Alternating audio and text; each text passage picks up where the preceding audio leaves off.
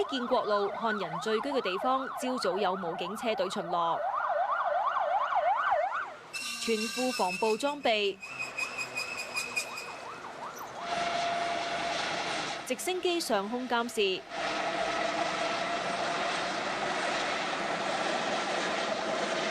鬧市人民路亦都有大批武警駐守。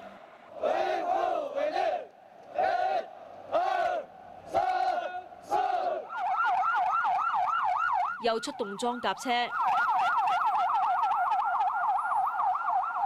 呼籲民眾唔好聚集。國族人民一定要緊密團結，共同建設好我們美麗的家園。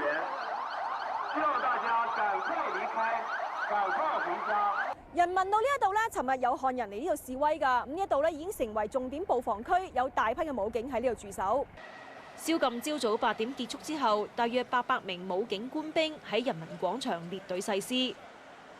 武警部隊司令員吳湘戰話：呢一日係非常關鍵嘅一日，一定要完成任務。公安部長孟建柱下晝到咗烏魯木齊慰問執勤嘅特警，佢稱讚部隊堅定控制局勢。民族分裂分子策劃製造的打砸搶燒事件是有深刻的政治背景的，這是一場分裂與反分裂的鬥爭，是一場嚴肅的政治鬥爭。我們每一位公安特警同志們都要保持高度的警覺。有漢族市民認為武警應該早啲嚟。今天他們這樣子，我覺得挺好的，老百姓挺高興的。這樣子事態不能擴大呀，你只要這樣子的話，這樣子至少能夠有一個震懾作用嘛。佢哋期望社會盡快回復穩定。無線電視記者吳怡婷喺烏魯木齊報導。烏魯木齊街頭依然有零星嘅衝突㗎。外電報道，大概1000個漢人上街示威，有維族人同漢族人對峙，要武警介入。由鄭思思喺烏魯木齊報導。往後撤！大批武警喺市中心分隔漢人同維吾爾人。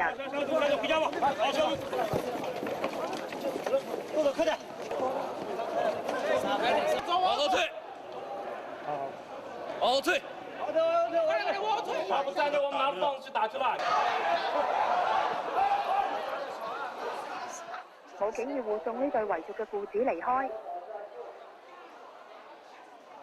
各位兄弟姐妹，趕緊回吧！我們知道了，大家回吧。一個維族女人向記者講述同胞被殺。打死了3、4個，那個沒有看到，但是耳朵聽了，就是我親眼看到打死了一個維族。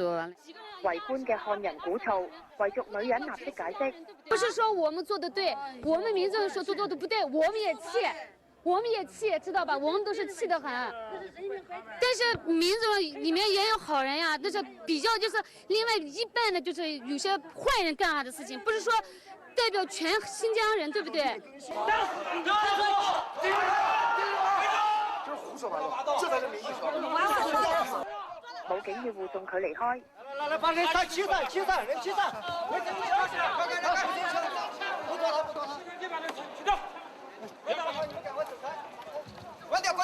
有漢人追打其他維族人。呢度氣氛緊張，武警多次勸喻喺度嘅群眾要盡快離開返屋企，但係大部分人都唔聽武警嘅勸喻，繼續喺度睇熱鬧同影相。連串嘅衝突影響咗市民嘅生活。那我們也得上班啊，我們因為它影響到我們的工作呀，對吧？反正有人民政府該鎮壓鎮壓唄，我是這麼想的。鎮壓完了，我們該正常生活。唔少鋪頭閂門，包括以世遺大會主席葉比亞命名嘅商場。有開門嘅超市，杯麵同樽裝水等日用品都一掃而空。貨進不來。為什麼進不來？到處都有打砸搶的，給我送貨的好幾輛車都被燒掉了，都被砸掉了，司機都被砍傷了，現在都在醫院裏。佢就喺台面創咗2把刀自衛。無線電視記者鄭思思喺新疆烏魯木齊報導。嗱，即刻同吳怡婷傾下啦。吳怡婷啊，宵禁之後，當局用各種方法呼籲居民，尤其係漢人唔好出街，盡力穩定局勢。你今日睇到嘅情況有冇緩和到呢？係啊，咁來日安的確咧，感覺上氣氛係比較緩和咗㗎。主調咧就係要穩定。咁好似咧事件發生咗之後啦，咁令到漢族啦同埋維吾爾族人嘅佢哋嘅仇恨咧係更加加深，一觸即發㗎。咁所以當局咧今日都係以唔同嘅方式嚟呼籲大家要冷靜㗎。今日嘅上晝同下晝咧都係有直升機咧係派發傳單㗎，入邊內容就係叫大家咧係要冷靜啦同埋團結㗎，以大局為重。另外咧係一啲維吾爾族人聚居嘅地方咧都有大批嘅武警喺度駐守㗎。咁主要係因為咧今日都零零星星發生咗咧係有漢人追打維吾爾族人嘅事件㗎。咁佢哋咧除咗要穩定局勢之外啦，亦都可以希望咧係可以保護到維吾爾族人佢哋嘅安全㗎。另外當局咧今日就安排記者一啲官方嘅行程㗎，咁就係去醫院去探望傷者。醫院方面就話啦，今次傷者當中有3到5個咧咁係槍傷㗎。有醫護人員就私下向記者透露啦，咁當中包括係有維吾爾族人㗎，咁懷疑咧可能係因為啦當局喺控制場面嘅時候咧佢哋係被槍傷。我哋隨時跟進最新情況，將時間交翻俾新聞部。唔該晒。而喺烏魯木齊嘅漢人就自發組織自衛隊，有買武器嚟自衛。由林子豪喺烏魯木齊報道。將利刀綁喺長棍上面，咁漢人婦女出街都自備武器。咁小朋友亦都有利器傍身。宵禁結束之後，喺一啲住宅小區，仍然有年輕嘅居民自發組織百幾人嘅自衛隊喺區內駐守。因為我們畢竟還是那樣子，恐怖氣氛還是沒有消掉嘛，我們就說先以防身保護好我們小區的老人和小孩嘛。居民黃先生話，因為太太有咗 BB，早幾日唔敢出門。今天主要是還是下來買一些日用品，然後呢，今天天氣也比較好，出來帶人出來散散心，看看這個整個一個狀況嘛。也不可能一直待在房子不下來。五金鋪嘅生意就好好，因為好多市民嚟買材料自製武器。而家鐵棍已經冇存貨，只係得返支木棍。他們說防身嘛，防身也是正確的，知道吧？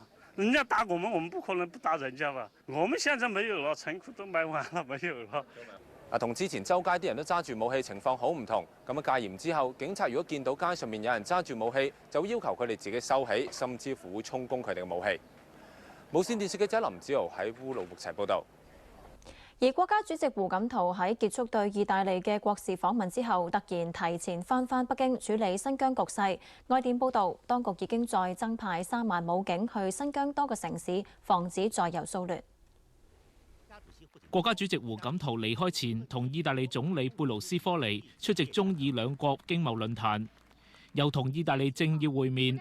新華社報道，鑑於當前新疆局勢，胡錦濤喺當地時間星期3凌晨提前返國。而國務委員戴秉國將會代表胡錦濤出席意大利拉夫拉舉行嘅8國集團會議。另外，《人民日報》發表評論員文章，指烏魯木齊嘅騷亂係漢族同維族廣大群眾都唔願意見到。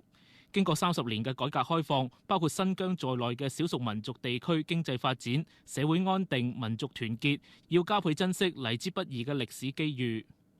喺烏魯木齊機場如常有大批旅客，機場採取應急預案，增開多條旅客安檢嘅通道，加強旅客行李檢查。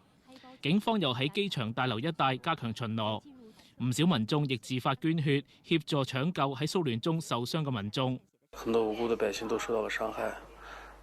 不管是民族，大家都是有父母、有兄弟姐妹的。現在社會這麼好，他們還要這樣，真是想不明白。